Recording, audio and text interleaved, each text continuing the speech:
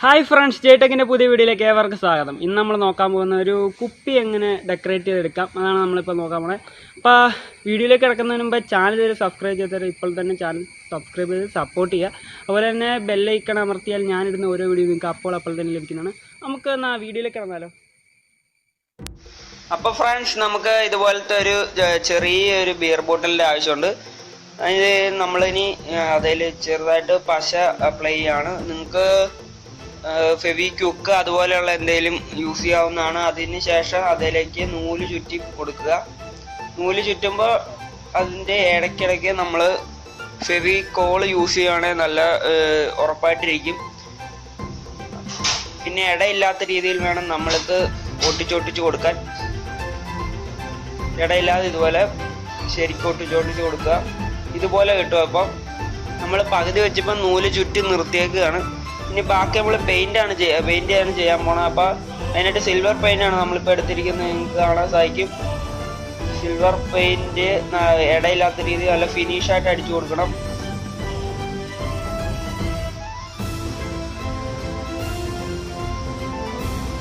നമ്മളിത് ഫുള്ള് അടിക്കുകയാണ്, അതിൻ്റെ അടിഭാഗവും മേളുഭാഗവും. അപ്പോൾ ആദ്യം പെയിൻറ്റ് ചെയ്തിട്ട് നൂല് ചുറ്റുവാണെങ്കിൽ ഇത്രയും പാട് വരില്ല.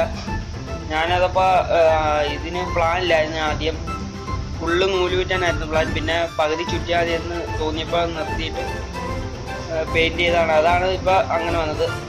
ഇപ്പം ഇതുപോലെ നല്ല ഷേപ്പിൽ ചെയ്തിട്ട് പെയിൻ്റ് അടിച്ച ഉടനെ നമ്മൾ കിൽറ്റ് പോവുകയാണെങ്കിൽ വേറെ പശയുടെ ആവശ്യമൊന്നും വരില്ല. കൃത്യമായിട്ട് അവിടെ ഇരുന്നോളും.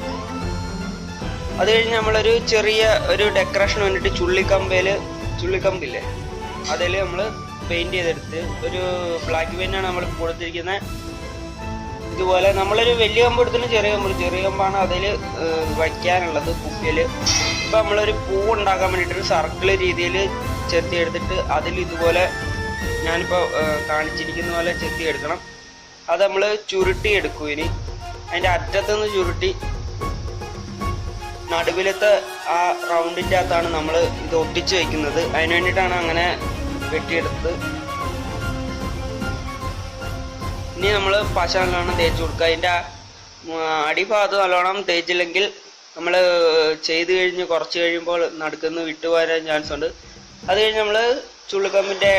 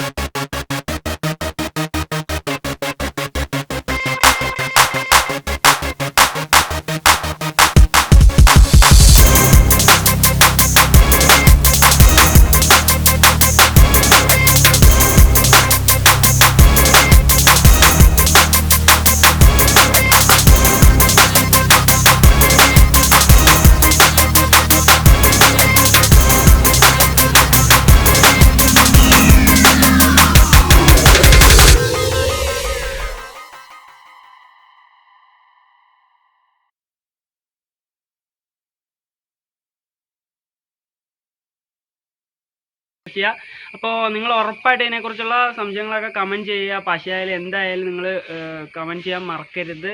നമ്മളൊന്ന് സപ്പോർട്ട് ചെയ്യുക. അതുപോലെ തന്നെ സബ്സ്ക്രൈബ് ചെയ്യാത്തവർ ഇപ്പോൾ തന്നെ ചാനൽ ഒന്ന് സബ്സ്ക്രൈബ് ചെയ്ത് സപ്പോർട്ട് ചെയ്യുക. നമുക്ക് സബ്സ്ക്രൈബ് ഇച്ചിരി കുറവാണ്. അപ്പോൾ നിങ്ങളൊന്ന് സപ്പോർട്ട് ചെയ്ത് ഞങ്ങളുടെ ടാർഗറ്റ് ഒന്ന് ഞങ്ങൾക്ക് തികച്ചു തന്നെ. അപ്പോൾ ഇതിലും നല്ല വീഡിയോയുമായി ഇനിയും വരും. എല്ലാ കൂട്ടുകാർക്കും ബൈ.